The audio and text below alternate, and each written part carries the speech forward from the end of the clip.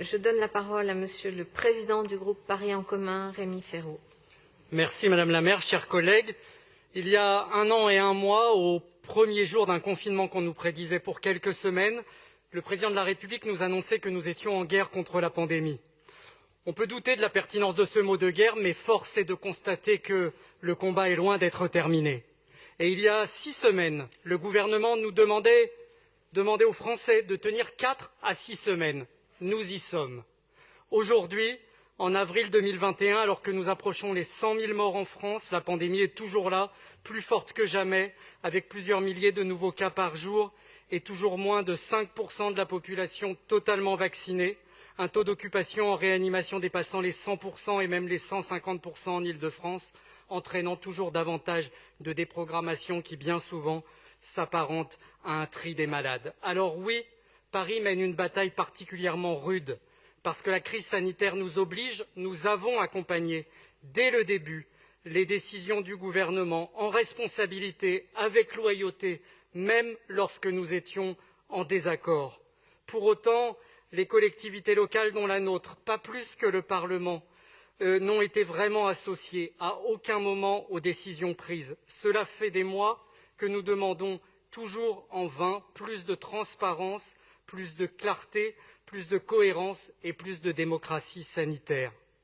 Nous nous sommes attachés avec l'ensemble des élus parisiens et grâce aux services, aux moyens de la ville à accompagner, soulager le travail des soignants, à ralentir la progression du virus, à permettre au commerce de trouver des solutions innovantes, à soutenir ceux qui ont dû fermer, à aider les familles à faire face et à mettre à l'abri les plus précaires des Parisiens. Les personnels de la ville ont été sur tous les fronts, au-delà bien souvent de ce qu'on pouvait exiger d'eux, et je veux ici, au nom de mon groupe, les en remercier. C'est vrai sur le front sanitaire, où nous avons installé très rapidement des centres de test, puis 20 centres de vaccination dans Paris, contribuant ainsi grandement à ce que le taux de vaccination soit plus élevé à Paris qu'en moyenne en Île-de-France.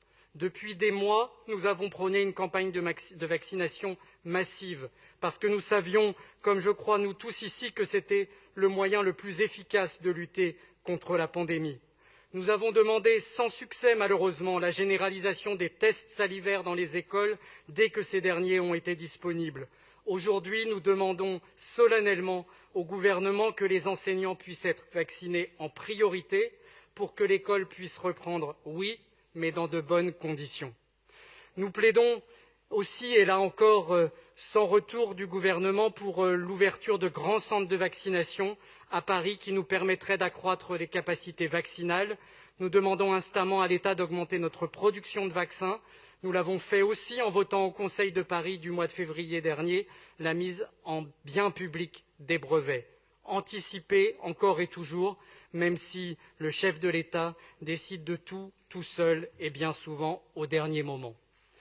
Sur le front social, nous avons été d'un volontarisme incontestable, par exemple en prolongeant la trêve hivernale des expulsions locatives jusqu'en octobre, par exemple en faisant face à la spectaculaire augmentation des demandes d'ouverture de droits, notamment concernant le RSA, et en permettant aux associations qui luttent contre l'exclusion de faire face aux nécessités accrues de mise à l'abri, comme l'a encore montré la dernière nuit de la solidarité. Que fait le gouvernement dont c'est la responsabilité de son côté? Le chômage partiel, certes, mais il refuse notre demande d'ouvrir les minima sociaux aux moins de 25 ans. La pauvreté, notamment celle des enfants, augmente, de même que les inégalités, et particulièrement celles qui pèsent sur les femmes, qui sont pourtant souvent les premières de corvée pour faire vivre les secteurs essentiels. Alors même que leur accès n'est pas élargi, les minima sociaux sont à peine revalorisés en 2021, 0,1%. Et en même temps, le gouvernement ne trouve rien de plus urgent que de relancer la réforme de l'assurance chômage. Tout est question de priorité. Alors oui, nous sommes volontaristes pour l'économie et pour la culture aussi. Oui, nous sommes encore et toujours mobilisés contre la pandémie à Paris. Partout en France, ce sont les collectivités, les villes qui sont en première ligne. Mais nous nous sentons parfois bien seuls et si peu associés aux décisions et aux stratégies. entre atermoiements incompréhensibles, même pour la tenue des élections, qui devraient être décalées d'1 semaine, va savoir pourquoi, et explications approximatives, annonces martiales, solennelles, mais souvent contradictoires, et une mise en œuvre erratique de la part des autorités de l'État, nous attendons toujours une politique cohérente, concertée et efficace qui nous permette non pas de vivre si mal avec la Covid-19, mais qui conduise à une circulation minimale du virus et à une reprise maximale et rapide de la vie économique, culturelle et sociale. Merci beaucoup, Monsieur le Président.